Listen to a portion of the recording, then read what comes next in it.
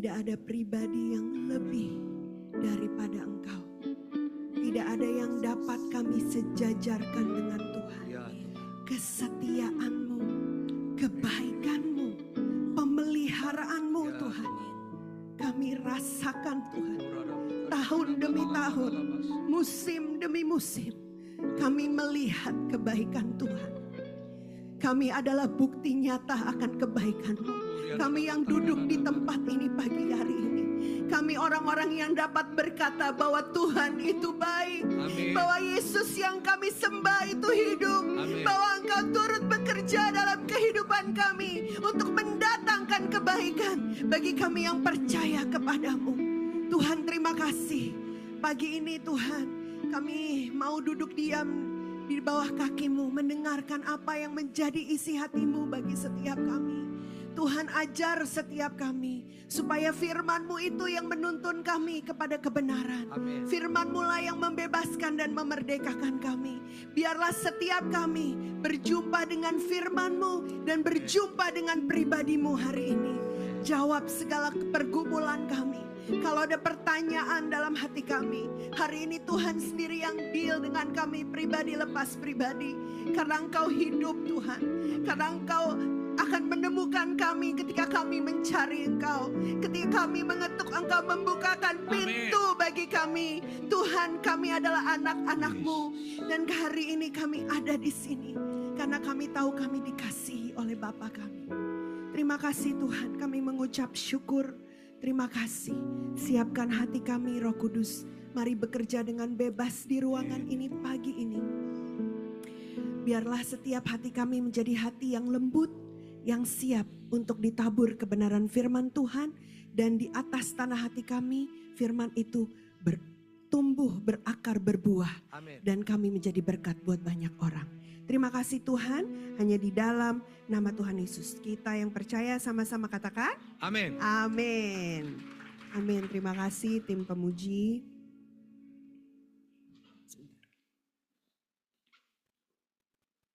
Shalom Bapak Ibu. Apa kabarnya? Terima kasih sekali lagi Bu Ati sudah mengundang saya dan sudah mempercayakan ministry pagi ini. Saya mengucap syukur.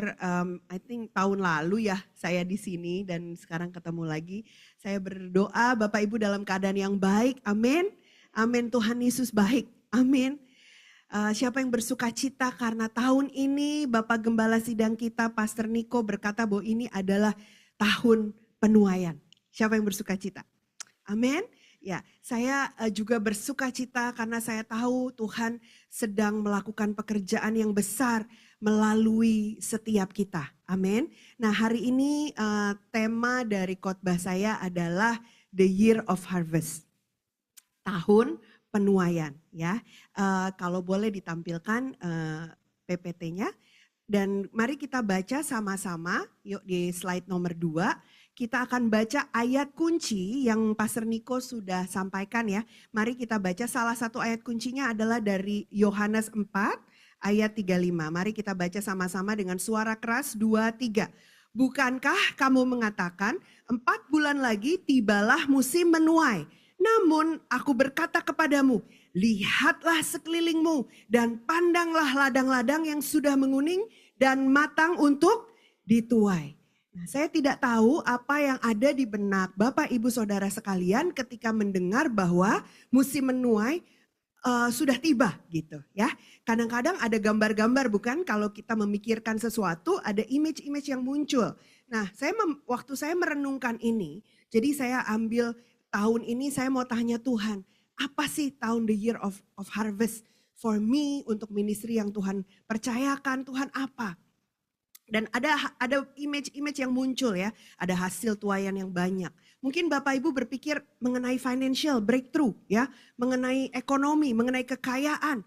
Lalu ada pesta karena menuai ya. Mungkin image-image itu yang muncul dan wajar Ya, banyak sekali ketika orang mendengar kata menuai, mereka identifikasikan dengan berkat yang melimpah. Betul, karena Tuhan kita mau memberkati kita semua. Amin.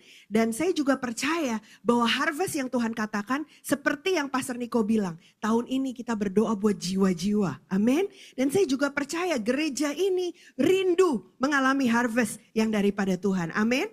Yuk, sekarang kita next slide-nya. Tapi waktu kalau saya boleh berbagi dan saya merenungkan tentang tahun penuaian, harvest. Yang muncul di hati saya adalah seed and harvest. Ya, di dalam benak saya, di dalam pemikiran saya, Tuhan langsung taruh kata benih dan tuaian. Saya merenungkan Bapak Ibu, apa sih benih yang sudah saya tabur selama ini yang akan saya tuai di tahun penuaian ini? Apa aja? Apakah perkataan saya? Apakah perbuatan saya? Apakah taburan saya? Apakah pekerjaan-pekerjaan baik saya? Saya memelihara orang tua kah? Saya memelihara rumah tangga saya? Apakah benih yang sudah saya tabur dan yang saya tanam selama ini, yang saya aminkan akan saya tuai? Ya, next slide-nya. Karena ayat ini berkata yang mengingatkan pada saya tentang hal ini, ayat ini Bapak Ibu. Kejadian 8 ayat 2. Ayat 22, selama bumi masih ada, tidak akan berhenti-henti musim menabur dan menuai, dingin dan panas, kemarau dan hujan, siang dan malam.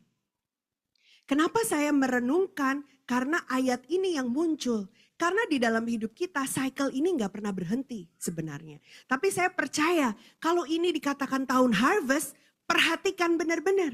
Apa yang selama ini kita tabur atau apa yang mau mulai kita tabur dalam hidup kita. Ya, ini menentukan apa yang akan kita tuai di tahun ini. Nah, next slide-nya. Ada yang namanya sebuah hukum di kerajaan Tuhan. Namanya hukum menabur dan menuai. Bapak Ibu silahkan baca di Alkitab dan Yesus sendiri ngomong gini. Untuk mengetahui segala rahasia dalam kerajaan Tuhan, kamu harus mengerti hukum ini. Ya. Saya belajar ternyata dalam kerajaan Tuhan, Tuhan itu punya hukum-hukum. Apa sih yang dimaksud hukum? Hukum, keteraturan itu tuh gini, saudara percaya gak percaya dia akan berlaku. Saudara mengimani gak mengimani apa yang saudara tabur, saudara akan tuai. Itu hukum. Seperti hukum gravitasi yang sampai hari ini mau saudara percaya, saudara gak percaya, dia akan berlaku. Saya belum pernah melihat kalau saya jatuhkan mic ini, saya lepas gitu ya, dia akan naik ke atas bukan ke bawah. Betul? Saya nggak tahu Pak WL kalau Bapak yang lepasin, apakah dia naik ke atas seperti pujian-pujian yang tadi atau dia tetap jatuh ke bawah. Tetapi saya tahu begini, kalau Tuhan bilang ini hukum ya, dan berarti kita perlu perhatikan benar-benar. Jangan kita bilang, oh saya anak Tuhan ya, lalu kita berlaku seenaknya. Ingat, apa yang kita tabur, kita akan tuai. Ya, next slide. Nah, selain dari hukumnya, saya juga belajar sebuah kata karena perenungan terhadap seed and harvest atau benih dan tuaian. Saya juga merenungkan sebuah kata yang namanya musim. Ya, musim ini itu melambangkan apa sih? Nah, musim ini melambangkan simple. Bapak Ibu mungkin di sini ada yang pakai jam. Ya, musim itu seperti melambangkan timing, melambangkan ketepatan waktu dalam kerajaan Tuhan. Ternyata sangat penting. Makanya dikatakan ada musim menabur dan menuai. Kalau yang kerjanya mungkin sebagai petani, mungkin musim ini sangat penting. Tapi buat kita yang ada di marketplace, bukankah kita juga melihat gitu loh, ini tuh trennya lagi seperti apa? Apa sih yang baik untuk kita lakukan tahun ini? Orang yang masuk ke dalam, mungkin saya bukan orang yang demikian, tapi mungkin ada orang yang kayak apa sih kerjanya di bursa atau apa. Mereka melihat ketepatan waktu, kapan beli, kapan jual. Betul? Dan ada hal-hal yang sangat penting yang kita nggak boleh kehilangan momentum atau miss waktunya. Makanya dikatakan ada musim menabur dan musim menuai. Dan katakan sama saya 1, 2, 3, inilah musim menuai. 2, 3, inilah musim menuai. Nah, waktu itu penting dalam kerajaan Tuhan karena Tuhan selalu menggunakan waktu untuk berproses. Betul Bapak Ibu? Segala sesuatu yang berharga itu perlu waktu. Tidak ada yang instan. Ada sih, tapi murah. Bahkan sesuatu yang instan, yang kita dapatkan secara instan akan dengan instan pula lenyap. Atau kita kehilangan hal itu. Betul? Karena apa sih? Karena sebenarnya kalau sesuatu kita dapetin instan atau dadakan, kita tuh gak punya cukup waktu untuk memproses, punya waktu cukup untuk mencerna, tidak punya cukup waktu untuk mendapatkan pelajaran bagaimana saya bisa sustain apa yang saya dapat dengan instan ini. Ya. Nah, jadi contoh sederhana aja. Kalau orang yang tadinya jatuh bangkrut, lalu dia menang lotre, berapa banyak kita dengar cerita-cerita, gak lama, berapa bulan aja dia balik lagi bangkrut. Kenapa? Dia tidak memiliki hikmat bagaimana dia mengelola atau mempertahankan harta yang dia dapat. Dia kembali dengan mentalitas yang sama, dia jatuh bangkrut, dia dapat harta yang banyak, dia jatuh lagi. Karena instan. Ada sebuah ayat di Alkitab sangat kecil di layar, ayatnya dalam bahasa Inggris. Ini Ecclesiastes 3 ayat 1. Izinkan saya membaca karena lebih tepat sepertinya translationnya. There is time for everything and a season. Ada waktu buat segala sesuatu dan ada musim for every activity under the heaven. Perhatikan musim-musimnya Tuhan. Ya, next slide. Karena saya menikah dengan seorang pemusik, ya. Zaman sekarang Pak Darana itu udah nggak terlalu sering aransemen musik, tapi masih sering main musik, ya. Tapi beliau masih mengajar sekarang mengajar di STT The Way, ya. Tentunya jurusan musik. Nah, saya pernah mendengar karena waktu kemarin sempat online, dia bilang mengenai ketepatan ritme, ya. Mungkin yang main drum ini yang paling tahu. Ritme gitu ya, ada satu ritme gitu ya. Nah, ketika merenungkan ini, waktu Pak Darana ngajar ritme, saya langsung kepikiran gitu.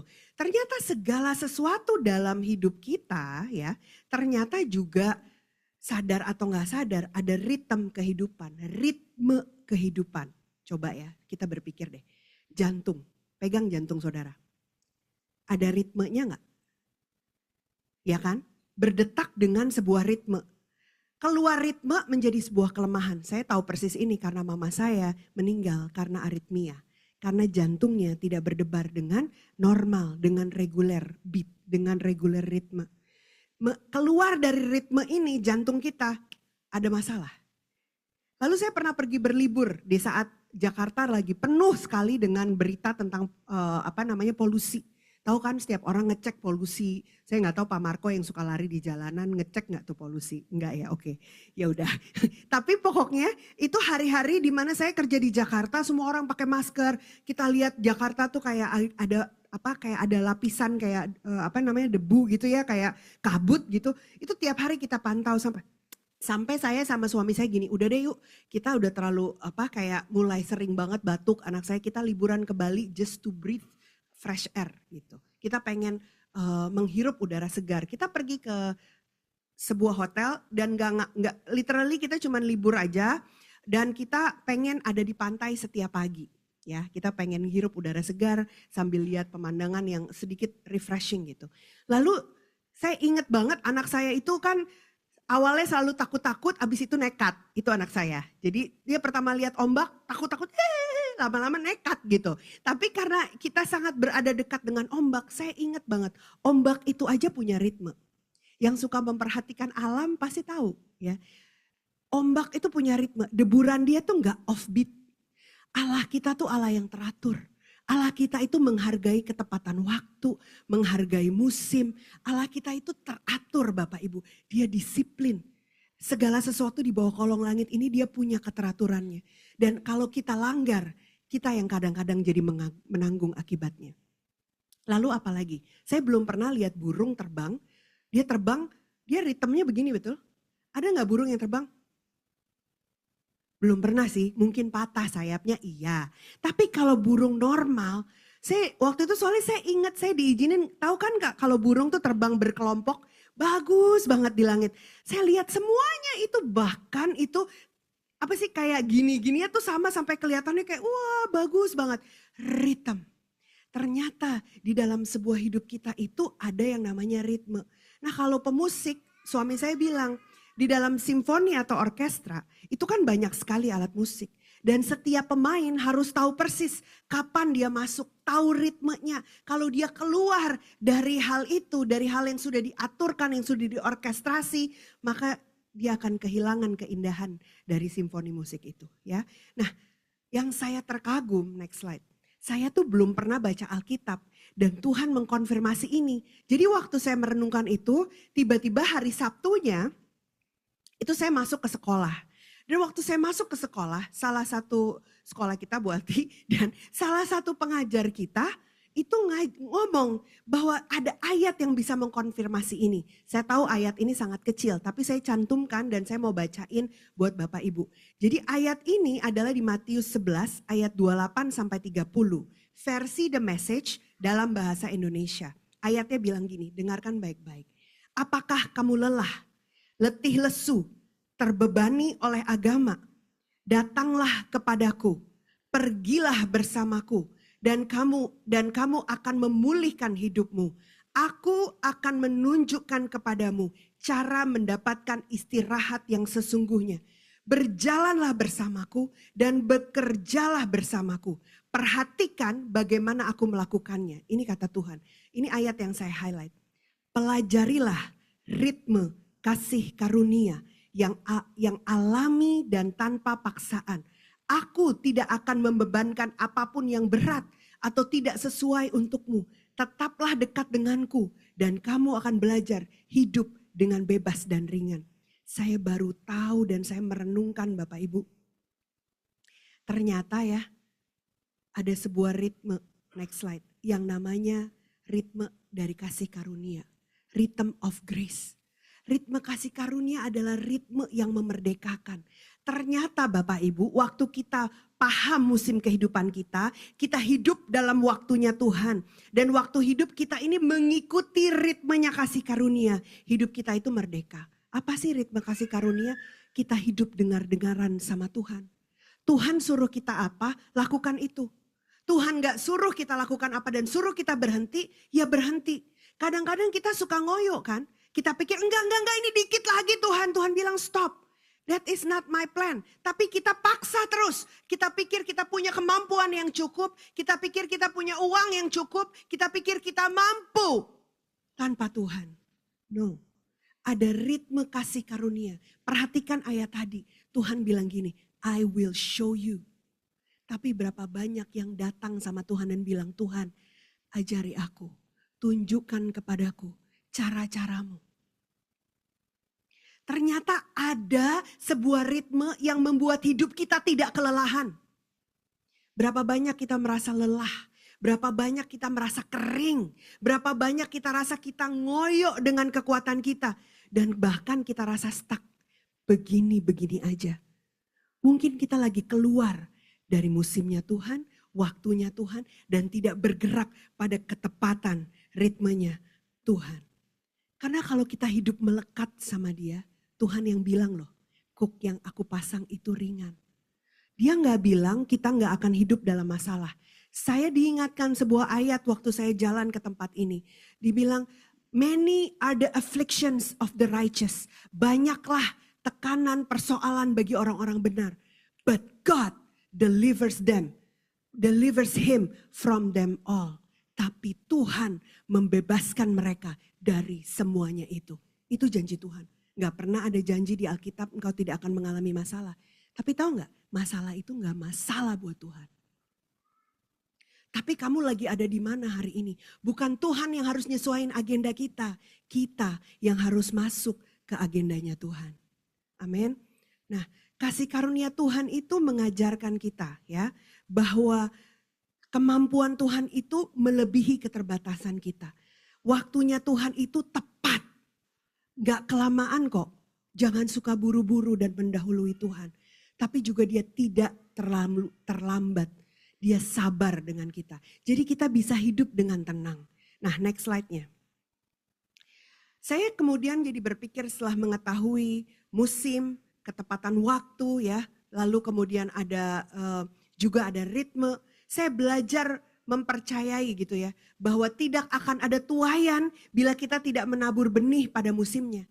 Jadi kita mesti ingat-ingat apa sih benih yang udah saya tabur, yang saya akan tuai tahun ini. Dan kita doakan kalau ada benih-benih yang kita tanam selama ini di hati kita yang tidak baik, yuk kita cabut sampai ke akar-akarnya. Kalau ada kepahitan yang kita tanam di tanah hati kita, kalau ada hal-hal yang kurang baik, yuk kita cabut di awal tahun ini, lepaskan dan tinggalkan. Supaya kemudian di awal tahun ini, di awal tahun penuaian ini, kita mulai tanam benih yang baik. Karena tidak akan ada tuaian bila kita tidak menabur benih pada musimnya. Dan juga gini, kalau kamu gak suka lihat tuaian yang kamu lihat di hidupmu hari ini, ganti dong benihnya. Mungkin benih perkataan, mungkin benih kedisiplinan rohanimu, benih apa yang perlu kita ganti tahun ini ya. Saya sangat percaya bahwa musim menuai akan tiba. Dan kalau kita nggak perhatikan apa yang kita tabur, kita nggak punya tuaian. Next slide. Apa sih jadi benih yang harus kita tanam? Simple Bapak Ibu, saya nggak kasih Bapak Ibu rumus-rumus yang susah. Tapi saya mau ngomong begini, benih firman Tuhanlah yang harus kamu jadikan benih di tanah hatimu. Tuhan gak pernah minta yang susah. Tuhan mau abide in me and I will abide in you. Tinggal di dalamku dan aku di dalam engkau. Tinggallah dalam firmanku dan aku di dalam kamu. Itu kata Tuhan. Simpan benih firman itu. Benih yang utama yang perlu kita perhatikan bila kita mau menuai adalah firman Tuhan. Karena tahu gak Bapak Ibu, benih itu yang paling punya potensi tidak akan gagal menghasilkan tuaian dalam hidupmu.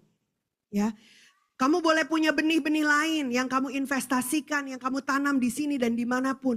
Tapi ada satu benih yang kamu gak boleh lupa untuk tanam dalam hidupmu. Ya, benih ini akan berpotensi menghasilkan buah asal ditanam di tanah hati yang tepat. So pagi ini ada sebuah pertanyaan, bagaimana kondisi hatimu hari ini? Ya, apakah firman Tuhan itu gagal bertumbuh di hatimu? Mungkin karena kita dikatakan di beberapa ayat firman Tuhan ada ya kondisi hati manusia, betul? Tapi gini, kita mesti ingat dulu, ada ayat di Yesaya 55 ayat 11 ngomong gini, demikianlah firmanku yang keluar dari mulutku. Ia tidak akan kembali kepadaku dengan sia-sia, tapi ia akan melaksanakan apa yang kukehendaki dan akan berhasil dalam apa yang kusuruhkan kepadanya. Jadi firman Tuhan itu ya diberikan potensi sama Tuhan untuk berhasil. Bayangkan sebuah benih anti gagal. Ini bukan kaleng-kaleng Bapak Ibu. Ini bukan benih KW, ini bukan benih yang insya Allah ya akan tumbuh. Bukan, ini benih yang kalau kamu tanam dia pasti berhasil. Karena benih ini adalah firman Tuhan sendiri. Bayangin kita punya benih itu dalam hidup kita. Tapi apakah kita sudah menanamnya? Next slide ya.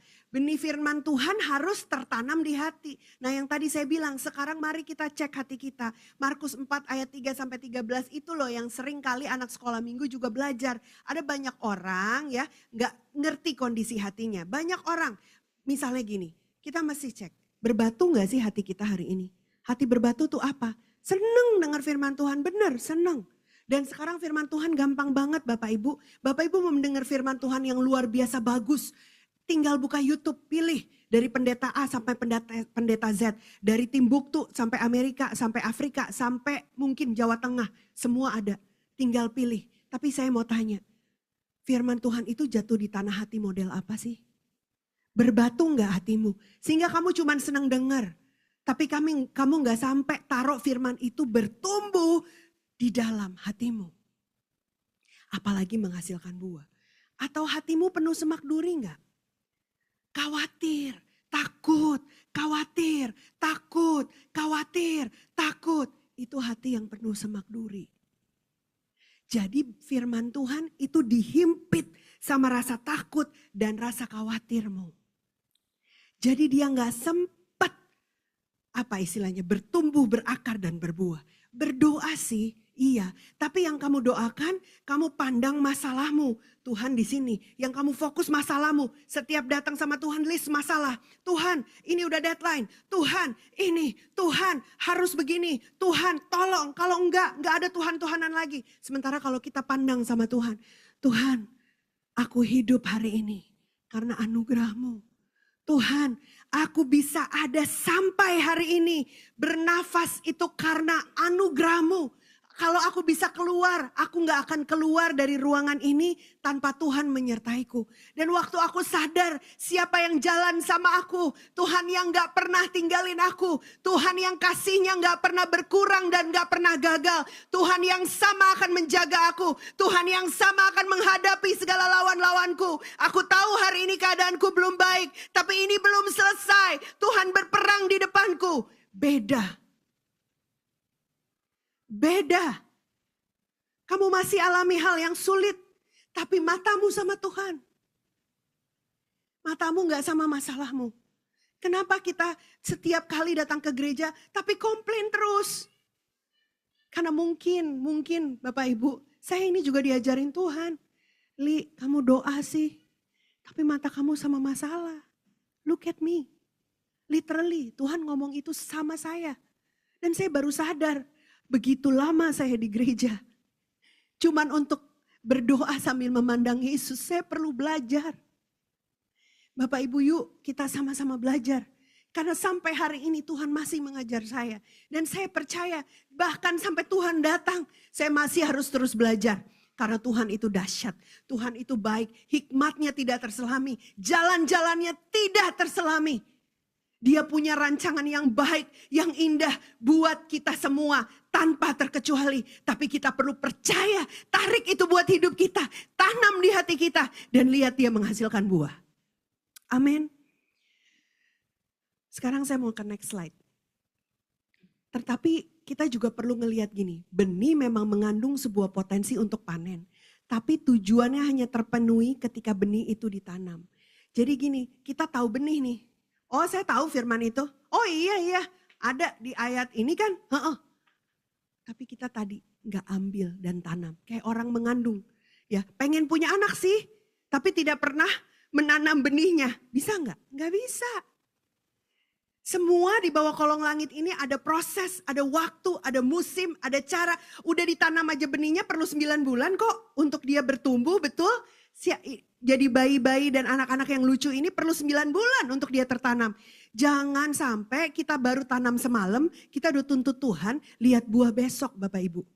Makanya saya bilang, yuk mulai dari sekarang. Malam ini gak usah tunggu, tanam benih firman Tuhan dalam hatimu. Kamu akan lihat akhir tahun ini Tuhan melebihi ekspektasimu, menggenapi tuaian dalam hidupmu.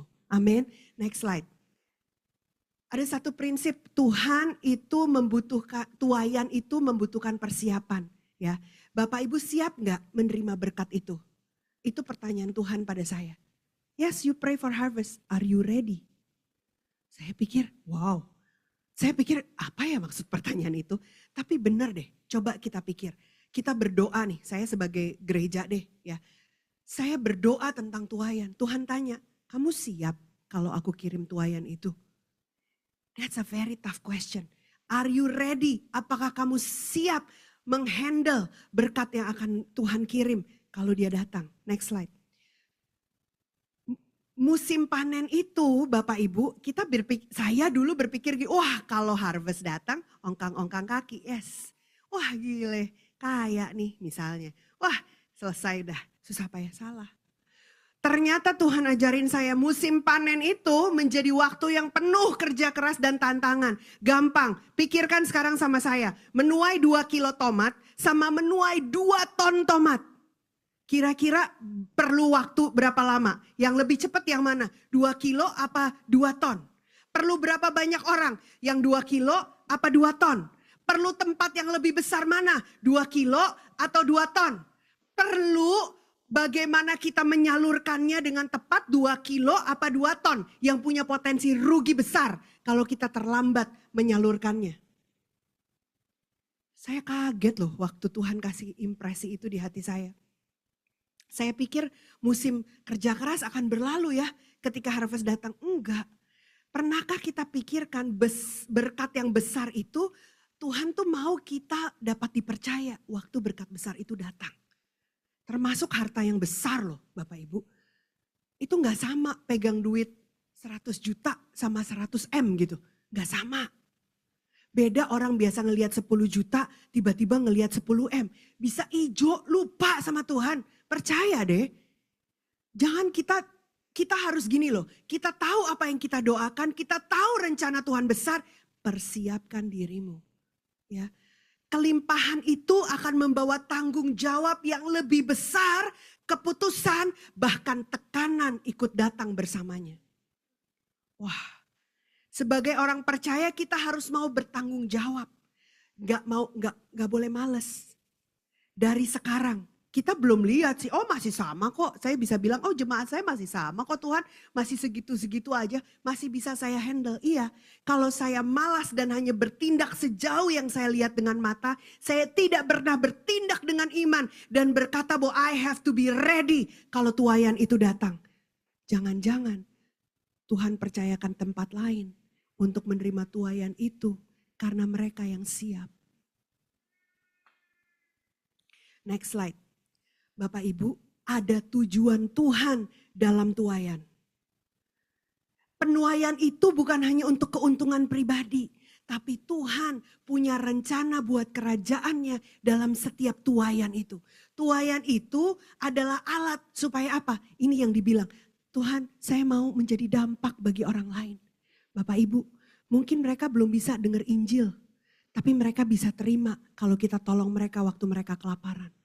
Mereka bisa terima kalau kita masuk ke desa mereka dan kita ajarkan mereka, kita modalkan mereka untuk desa mereka jadi lebih baik. Mereka bisa terima loh. Saudara Bapak Ibu mungkin gak pernah pikirin ini, tapi tahu gak banyak kantong Kristen di Indonesia udah jadi ijo semua. Kenapa? Karena yang masuk lewat pendidikan, yang tolong mereka lapar, itu semua dari kaum yang berseberangan dengan kita. Gereja lagi sibuk apa? Bikin panggung yang gede, bikin layar LED terbaik, bikin semua yang mewah, yang hebat untuk hari Minggu. Tapi gak pernah pikir kalau tuaian yang Tuhan kirim itu bukan untuk kita, tapi untuk orang di luar sana. Pikirkan bagaimana kamu membuat bangsa ini lebih baik. Gak usah jauh-jauh, RT-mu lebih baik. Bagaimana kamu bisa tolong keluargamu yang selama ini gak sekolah, jadi bisa sekolah kalau Tuhan pelihara hidup kamu. Pernah gak pikir begitu? Jangan cuman kamu pikir Tuhan berkati aku supaya aku lunas hutangku. Oke, Tuhan bisa berkati bahkan melebihi itu. Tapi waktu kamu terima berkat itu, semuanya buat kamu. Enggak, Tuhan punya tujuan di setiap berkat yang Dia kasih. Makanya Dia bilang, prepare yourself. Makanya kenapa sih kita harus setia dalam firman? Waktu kita lagi baca firman, taruh firman di hati, Tuhan itu reveal rencananya. Dia akan bilang, nak ini buat ini ya. Saudara tahu gak, saya punya temen. Ini real, saya baru ngomong sama mereka kemarin. Waktu pandemi mereka habis, habisnya tuh sampai hutang. Hutangnya sampai banyak dan gak ada order. Orangnya bisa saya bawa ke tempat ini saking dekatnya saya sama dia. Saudara Bapak Ibu tahu gak? Waktu Tuhan mau berkati dia, Tuhan bilang gini, kamu siap untuk diberkatin? Siap Tuhan, karena aku udah gak tahu lagi mau gimana. Uangnya tinggal segini di bank. Kamu mau aku yang isi bank kamu? Iya Tuhan, kosongin. Kasih si A. Lah aku makan apa Tuhan? Kasih, kamu ada di tanganku. Saudara pernah, saudara. Dengan menangis kedua anak Tuhan ini bukan pendeta hebat Bapak Ibu, enggak sama saudara. Sampai hari ini mereka enggak pelayanan.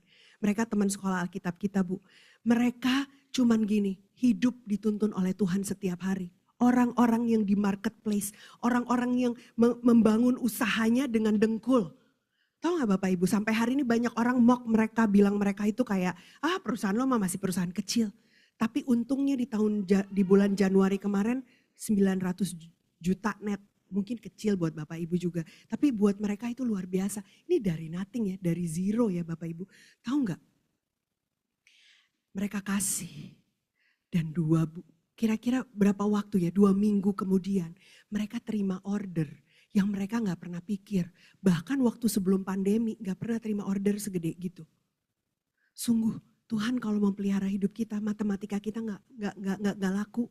Kita kan cuman hitung 1 kali 2, 2 kali 2 lah, 100 kali lipat itu pun masih ada, kita bisa ngitung. Kalau ini gak bisa dihitung. Saudara mau batasi Tuhan. Sedih loh. Kalau kita cuma pakai kekuatan kita batasi dia bekerja dengan hebat. Ya, saya ingat pelajaran saya minggu lalu, saya ingat banget. Waktu itu ini guru saya ini di Amerika dia. Nah di Amerika itu dia masih susah sekali. Jadi dia ingat banget kulkasnya aja gak ada isinya. Dan dia merasa gagal sebagai suami, udah punya anak, punya istri. Lihat kulkas gak ada isinya. Terus dia bilang sama Tuhan, Tuhan saya balik aja ya ngelatih tenis. Saya gagal jadi hamba Tuhan. Terus dia bilang begini, Tuhan tuh ngomong begini. Kamu tahu gak? Untuk saya gagal memelihara kamu, itu lebih buruk dari kamu merasa kamu itu gagal sebagai suami. Kamu lihat sebelum jam 12 malam, berkat itu datang di depan pintu kamu. Dia diam, dia gak berani ngomong sama istrinya. Istrinya lagi cuci piring, anaknya lagi bantuin. Anaknya cuma nyanyi, God is good all the time. God is good all the time. Tiba-tiba istrinya dapat, berarti Tuhan akan pelihara hidup kita. Masing-masing hanya deal dengan Tuhan. Jam 12, midnight itu jam 12. 12 kurang 10. Ada orang ketok pintu dan bilang, mohon maaf ya pastor, sebenarnya udah dari 2 minggu lalu saya tuh dapat suara ini di hati. Harus kirim makanan-makanan ini untuk pastor. Tapi saya merasa saya takut saya menghina pastor. Tahu gak? Kadang-kadang segala sesuatu diizinkan untuk menguji kita. Tuhan tuh gak pernah terlambat. Tuhan tuh pengen tahu apa yang ada di hati kita. Tapi waktu kita fully surrendered sama Tuhan. Cuman tulus aja sama Tuhan. Dan kita pegang firman-Nya. Dia bekerja dan tidak pernah terlambat. Amin. Next slide-nya. Multiplikasi Tuhan itu bersifat supernatural. Tadi yang saya bilang itu. Kalau matematika kita tuh aduh dikit banget kalau dibandingin Tuhan. Karena Efesus 3 ayat 20, silakan Bapak Ibu buka. Ayatnya bilang begini, bagi dia yang sanggup melakukan jauh lebih banyak dari segala yang kita minta atau kita pikirkan. Jadi kalau masih masuk pikiran kita, mungkin masih terlalu kecil buat Tuhan. Sesuai dengan kuasa yang bekerja di dalam kita. Ingat, kalau kata-kata ini saya mau tekankan begini. Kuasa, ayatnya ada di next slide, sorry. Lihat ya, sesuai dengan kuasa yang bekerja di dalam kita. Ayatnya ini gak salah tulis, bukan kuasa Tuhan yang bekerja melalui kita. Betul melalui kita, tapi yang pertama kuasa itu harus mengubah kita dari dalam. Kuasa itu harus bekerja di dalam kita. Merubah dulu cara pikir kita, merubah dulu iman kita, merubah dulu kita sehingga kuasa itu sudah ada di dalam dan kita lepaskan keluar. Kita lepaskan kepada situasi-situasi kita. Kita lepaskan pada kondisi-kondisi yang belum sesuai dengan firman. Itu loh artinya ayat ini, sesuai dengan kuasa yang bekerja di dalam kita. Kuasa Tuhan itu ada dalam firman-Nya. Jadi waktu kita mempercayai firman itu punya kuasa untuk menghasilkan buah. Firman Tuhan itu bukan ecek-ecek. Firman Tuhan itu bukan sederhana. Kalau setiap minggu ada hamba Tuhan yang bilang baca firman, karena itulah kunci kemenangan kita di bumi ini. Amin. Next slide. Ini loh kata-kata yang Tuhan taruh di hati saya sampai saya tuh nyari di Google. Apa kata-kata exponential harvest? Saya nggak pernah mikir kata-kata ini sebelumnya. Tapi ternyata exponential harvest, Bapak Ibu pernah tahu kan? Cerita 5 roti dan 2 ikan memberi makan lebih dari 5.000 orang. Itu hanya 5.000 orang laki-laki. Belum dihitung perempuan dan anak-anak. Itu matematikanya Tuhan.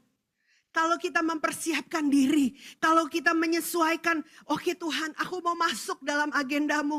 Maafkan aku selama ini aku hidup dengan kalenderku, aku hidup dengan targetku, aku hanya hidup dengan tujuanku. Hari ini aku bertobat Tuhan, aku mau masuk dalam musimnya Tuhan, aku mau masuk dalam ketepatan waktunya Tuhan. Aku mau gerak kalau Tuhan bergerak, aku berhenti mengandalkan kekuatanku, aku mau stop mengandalkan kekuatanku. Dan waktu kita simpan firman-Nya, aku percaya engkau akan melakukan mujizat ini. Aku percaya engkau sanggup menyembuhkan ini. Aku percaya engkau dapat dan mulai mempersiapkan diri kita. Exponential harvest. Yang kecil, yang gak berarti. Ya ampun, buat 5 roti 2 ikan buat kita di sini aja gak cukup. Nggak cukup 5 roti 2 orang, 5 roti 2 ikan buat kita yang ada di ruangan ini aja nggak cukup kalau tanpa Tuhan. Yang kita pikir kurang, yang kita pikir tidak cukup. Kalau kita datang sama Tuhan, ini yang aku punya. Seperti yang di tabungan teman saya. Kasih sama Tuhan. Kasih sama Tuhan. Persembahkan seluruh hidupmu. Sampai semuanya Bapak Ibu. Semua aspeknya. Kasih sama Tuhan. Dan waktu dia melakukan multiplikasi, exponential harvest, itu bisa datang dalam hidup kita. Harapkan kelebihan, bukan sekedar cukup. Ya, saya mau bilang sama Bapak Ibu, ini tahun tuaian. Harapkan kelebihan, bukan sekedar cukup. Tujuan eksponensial adalah tentang kelimpahan bagi saudara dan saya, supaya kita jadi berkat untuk orang lain. Ingat, saudara diselamatkan bukan untuk dirimu sendiri. Dan kalau saudara pun diberkati, itu tidak cukup hanya sampai dirimu sendiri. Kalau saya belajar, ada yang namanya benih, ada roti untuk dimakan, ada benih untuk ditabur. Jadi tiap kali terima sesuatu, yang mana benih, yang mana roti. Ringan aja. Setiap ada yang masuk tanya Tuhan, Tuhan ini saya perlu, betul. Yang lebih ini, tell me what to do. Ada yang Tuhan suruh simpen aja dulu, ada yang Tuhan suruh tabur, tabur aja. Dia yang punya. Dia yang punya. Dan dia bisa mendatangkan exponential harvest dalam hidup kita. Amin. Ini yang terakhir. Tuhan dapat menebus waktu. Ayatnya di mana? Yoel 2, 25-26. Aku akan memulihkan kepadamu tahun-tahun yang hasilnya dimakan habis oleh belalang. Ketika orang merasa kehilangan kesempatan, udah lewat musim, udah lewatin momen, Tuhan bisa melakukan percepatan dan memulihkan waktu yang hilang. Ya, ayatnya di Yoel 2 ini. Ya, waktu adalah aset kerajaan. Saya belum pernah bekerja yang di suatu perusahaan yang ngomong kita salah satu aset kita adalah waktu. Yang ada semua kantor bilang kita berpacu sama waktu. Waktu adalah sesuatu yang gak bisa kita ulang. Tahu nggak di dalam kerajaan Tuhan, waktu itu punya Tuhan.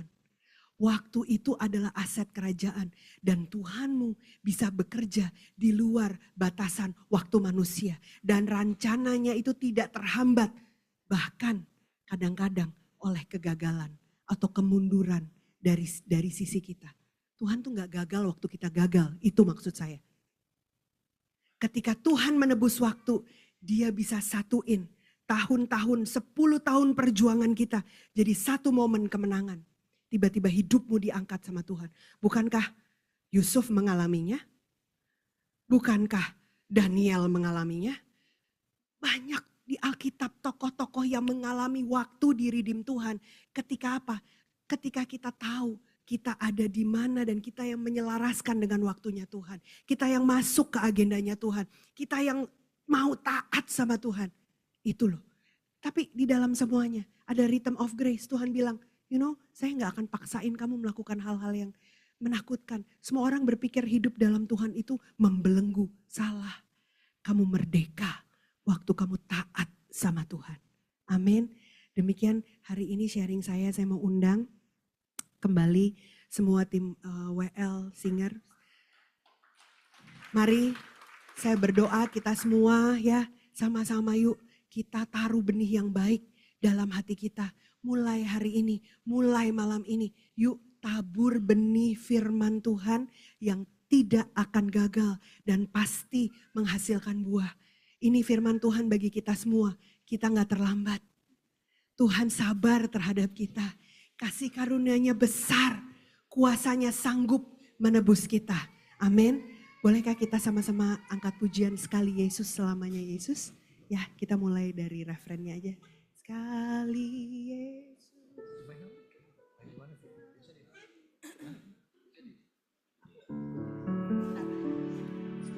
Saya undang kita semua bangkit berdiri. Yesus selamanya Yesus, harapanku takkan hilang karena kasih-Nya sekarang ku ada. Oh Yesusku, cinta Kau selamanya. Sekali Yesus, selamanya Yesus. Harapanku tak akan hilang, karena kasih-Nya sekarang ku ada. Oh Yesusku, ku cinta Kau selamanya. Sekali Yesus, selamanya Yesus. Harapanku tak akan hilang, karena kasih-Nya sekarang ku ada. Oh Yesusku, ku cinta Kau selamanya. Oh Yesusku, ku cinta Kau selamanya. Oh Yesusku, ku cinta Kau selamanya. Dengan mata yang terpejam, saya mau kita meresponi firman Tuhan ini. Adakah Bapak Ibu yang sedang menanti janji Tuhan digenapi dalam kehidupanmu? Adakah hal-hal yang kamu doakan selama ini kamu belum melihat itu digenapi? Maukah Bapak Ibu yang mau berkomitmen mulai hari ini kita mau percayai Tuhan, kita yang masuk dalam waktunya Tuhan, kita yang masuk dalam agendanya Tuhan. Bolehkah angkat tangan Bapak Ibu? Saya mau berdoa buat Bapak Ibu. Tuhan, kami mengucap syukur sebab anak-anak-Mu sudah mendengar apa yang Kau katakan. Dan kami berdoa Tuhan, mulai hari ini kami mau Tuhan menanam firman-Mu, benih firman-Mu dalam hati kami. Sebab kami percaya Tuhan, benih firman Tuhan itu tidak akan gagal dalam hidup kami. Saat ini kami berkata kepada opposition, kepada setiap hal yang sedang menyerang kami. Kami katakan Kau harus tunduk kepada satu nama, yaitu Yesus Kristus Tuhan. Aku berkata ada hutang-hutang yang akan dilunasi di dalam nama Yesus. Ada kesehatan-kesehatan yang akan diperbaharui, kesembuhan, terobosan dalam financial terjadi bagi anak-anak-Mu di tempat ini Tuhan. Apa yang mereka pikir tidak mungkin, bersama dengan Tuhan tidak ada yang tidak mungkin. Meteraikan firman-Mu di hati setiap kami Tuhan. Biarlah kami menjadi pelaku firman. Dan kami berdoa di atas firman itu kami hidup dan berjalan. Dan hidup kami berkemenangan. Dan kami menjadi berkat buat banyak orang. Terima kasih Tuhan. Terima kasih Roh Kudus yang terus mengajar dan menuntun setiap kami setiap hari. Hanya di dalam nama Yesus kita yang percaya sama-sama katakan amin. Amin.